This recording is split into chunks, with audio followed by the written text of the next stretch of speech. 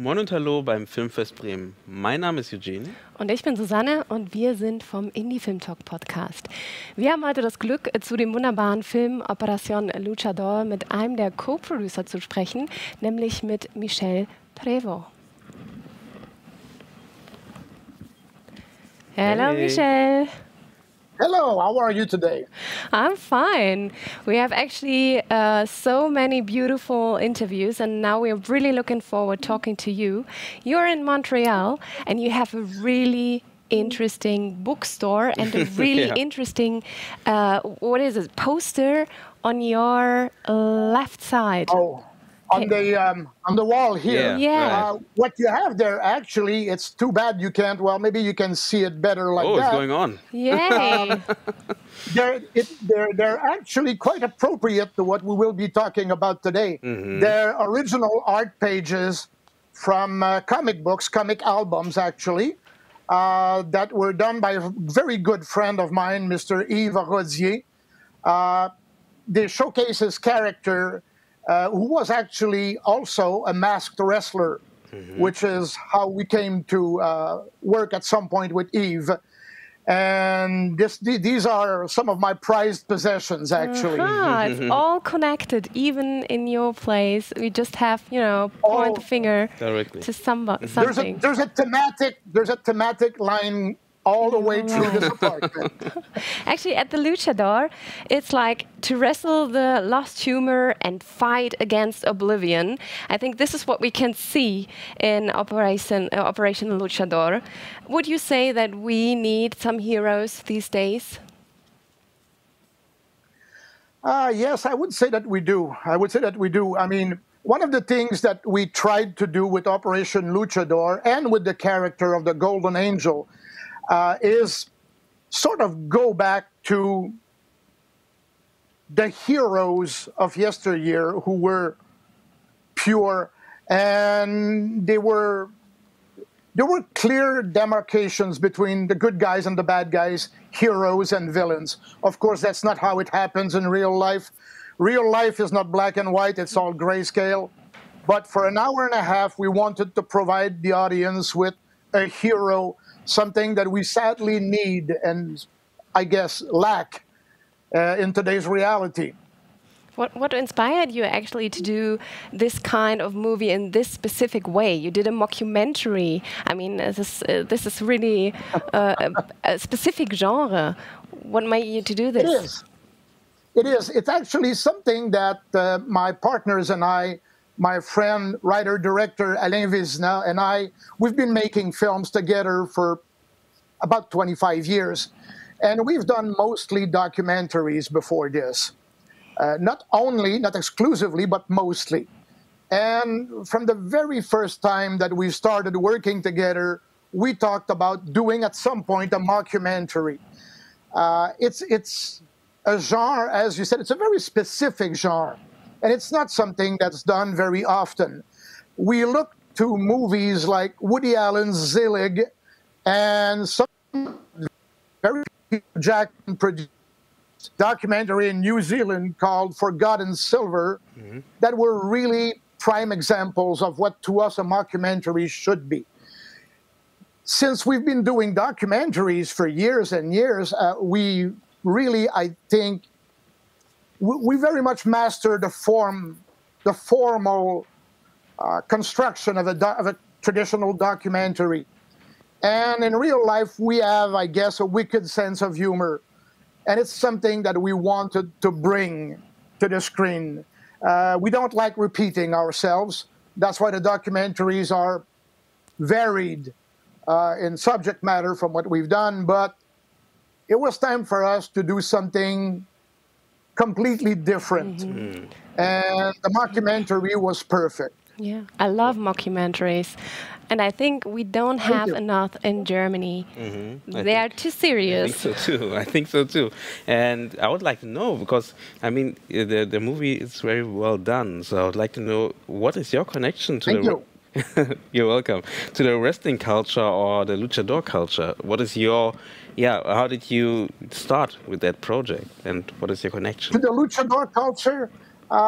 Okay, I don't know how familiar you are in Europe and specifically in Germany, with Lucha Libre and Luchador films.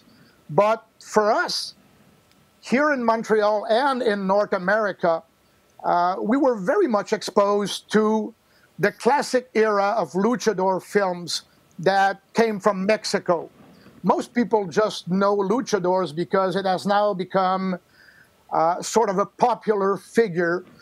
There are a cell phone company in North America, Codo, uses a cartoon luchador as its mascot. People are familiar with the Jack Black movie, Nacho Libre, from a couple of years ago, but those are not real luchadors, okay? The real luchadors, there was a golden era of luchador films from the late 50s to the mid 70s, almost all of them produced in Mexico and showcasing, starring real life luchadors, wrestlers like El Santo or Blue Demon, who were real life masked wrestlers who fought in the ring in Mexico, and they also had a second career as, you know, movie stars, as luchadors. Okay. And their career as movie stars, their persona was, of course, much bigger than life in films. El Santo, sometimes veering on the surreal, if we have to be honest. I mean, El Santo in his films was a crime fighter, a scientist, a romantic figure, and all of that was a very, very specific subgenre that I was exposed to from my earliest years. And so was my friend Alain Vizina, the writer-director. And actually, 2 or 3 years ago, there's a huge, fantastic film festival in Montreal called Fantasia. And their special guest star 3 years ago was one of the, actually, the last remaining luchador movie star from that era, Mil Mascaras. And we were lucky enough to spend some time with him when he came to Fantasia.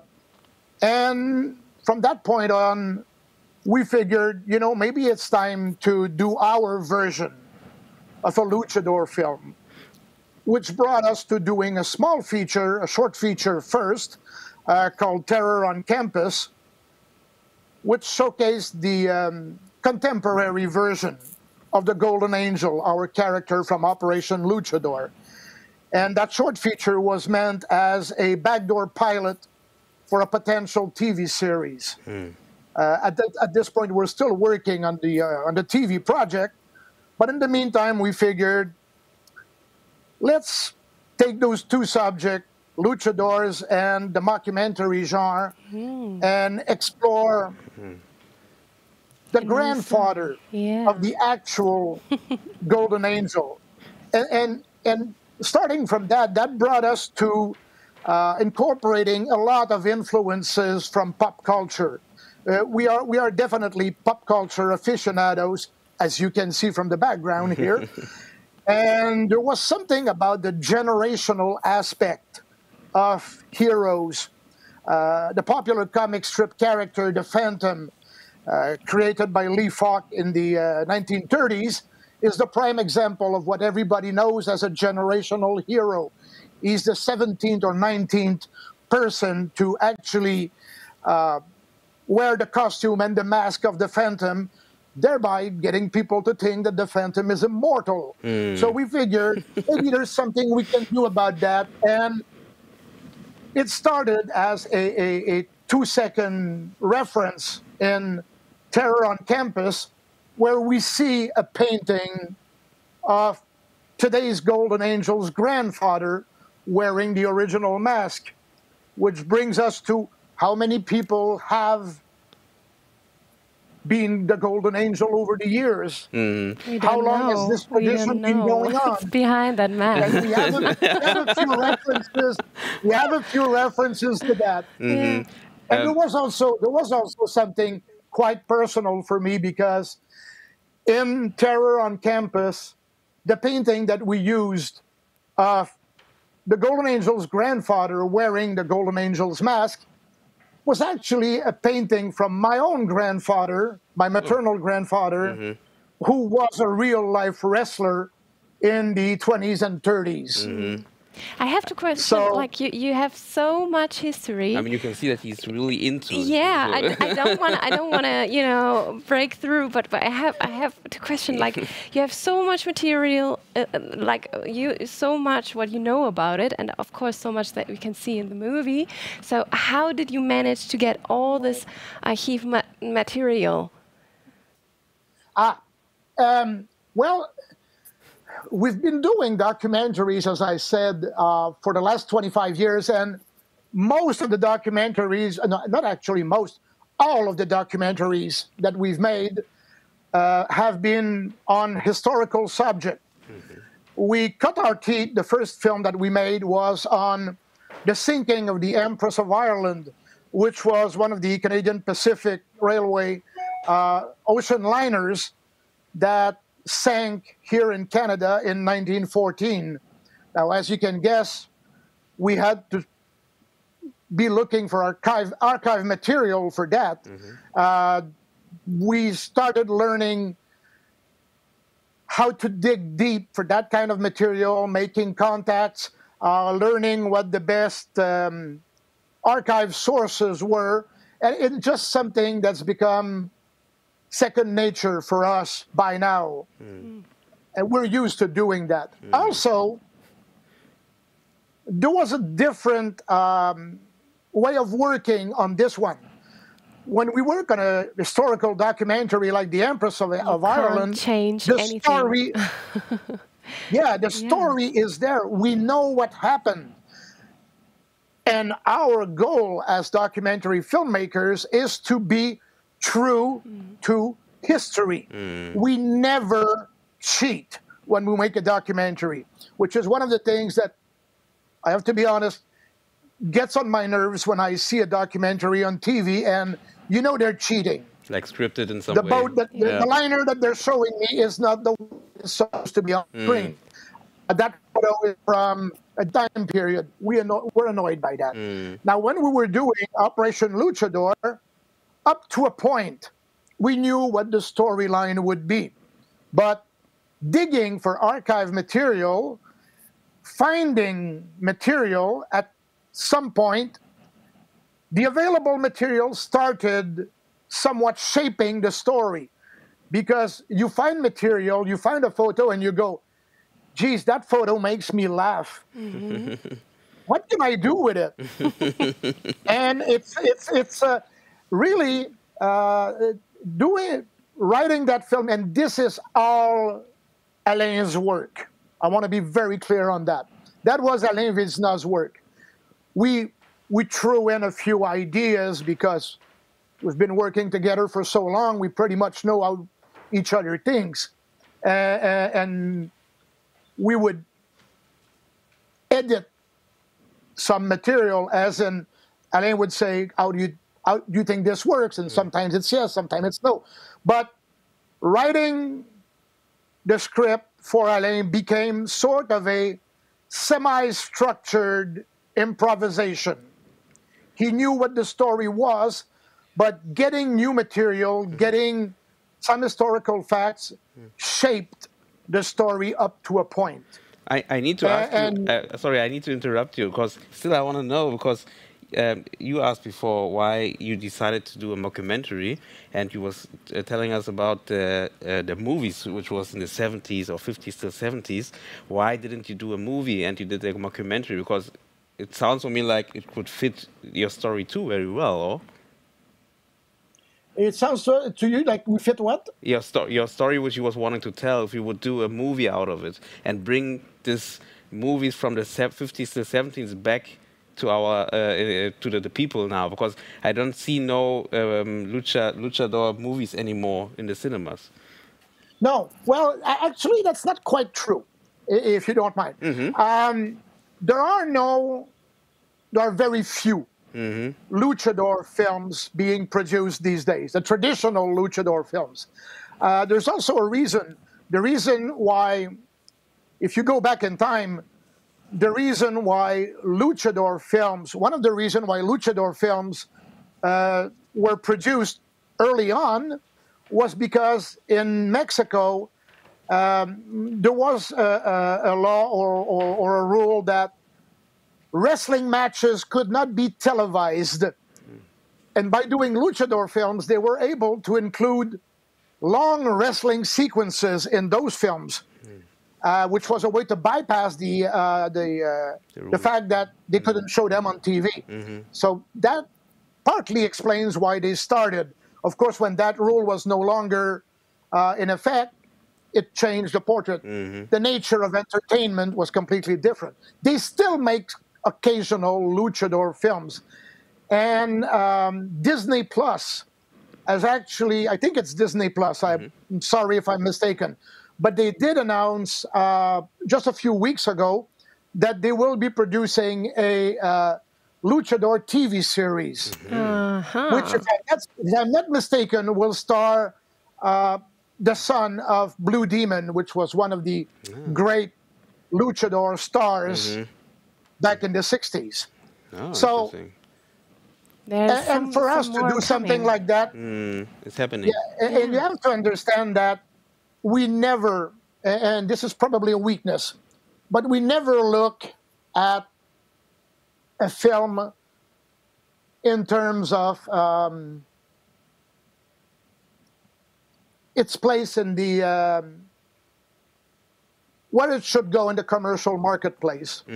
We look at a film as, do we want to make it? Do we want to devote a couple of years to doing it? Do we want to spend our own money doing it?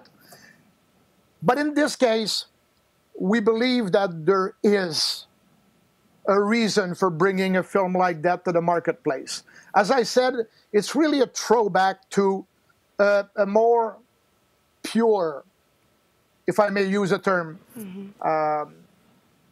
heroic adventure. My last question to you.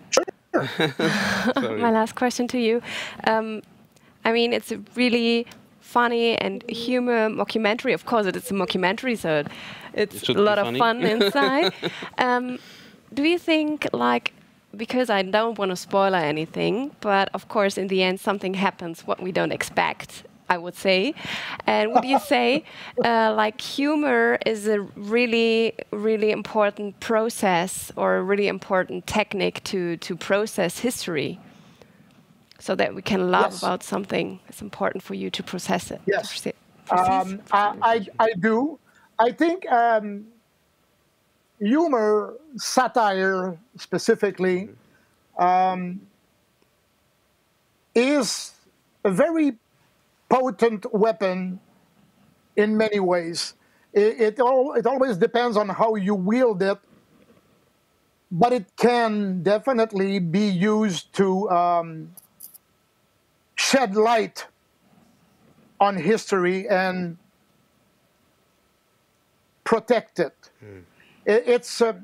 We use humor sometimes as a defense mechanism, sometimes as a social commentary, but it's always it's in the way that you use it. Yes, I think it's a very useful tool. Yeah, I think so too. I have a last one too. Sorry, before we end, I would like to know, because we heard that you produced it without funding, the movie, and I would like to ask you what you think about producing without funding, and hoping that at the end the movie will reach the audience.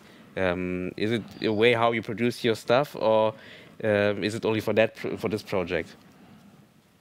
No, we. As I said, we've been doing documentaries and various film projects. So we started working together in 1996 or 97, so roughly 25 years. In all that time, our company, Merlin Films, we have never had any public funding or any private funding for that matter. We are self-sufficient. Is that the best way to do business? Of course not. But this is the way that we decided to work early on, because it protects our independence as filmmakers. And with which money we you don't are, have any. Sorry, I'm sorry, I'm interrupting you. With which money you are producing then the movie, or how you are doing it then to get the money for the production? Well, see, okay. You know Robert Rodriguez, Yeah, of course. the director. Well, his first film was El Mariachi, his first full-length feature. And El Mariachi back then cost something like $7,000. Right. You would not guess that when looking at it.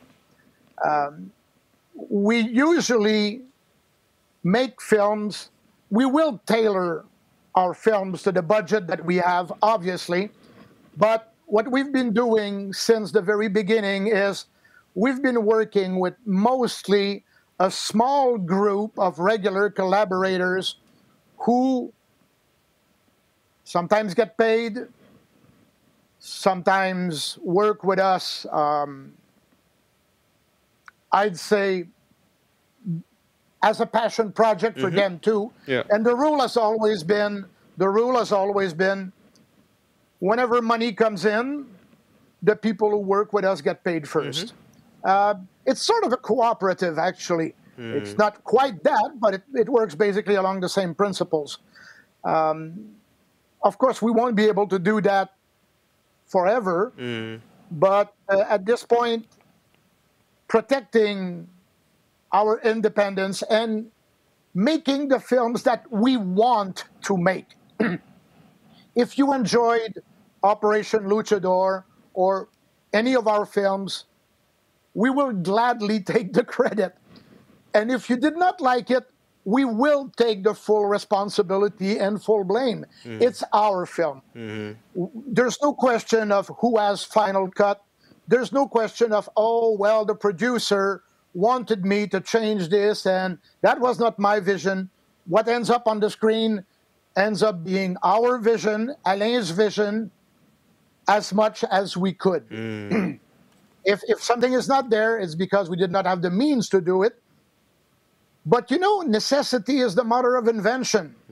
And very often, the films we end up making are much better, in our opinion at least, than if we had the money. And it's something that the new generation of filmmakers need to keep in mind. Yeah. Small films do not find their way in the vast multiplex. If you're going to release a movie on 2,000 screens simultaneously in North America, they will not find their place. Independent films do not get on the big screen anymore. Of course, streaming outfits like Netflix or Amazon Prime or various other outfits do provide an outlet for more independent filmmaking, and that is great. And that is where we would like to see our films go, starting with this one and on the future. Great. We are looking forward to doing more adventures of the Golden Angel or something along those lines. We are thinking, we've been working actually on doing this as a TV project, and we think that is probably much more realistic. Great. And thank you. We're really, really looking forward to see this and hope you're going forward with the project. And thank you for the strong and powerful words for the independent filmmakers out there and everywhere around the world. I think you made a really, really important point. So it was big pleasure talking to you, listening to everything you know about the luchadors and, of course, the filmmaking.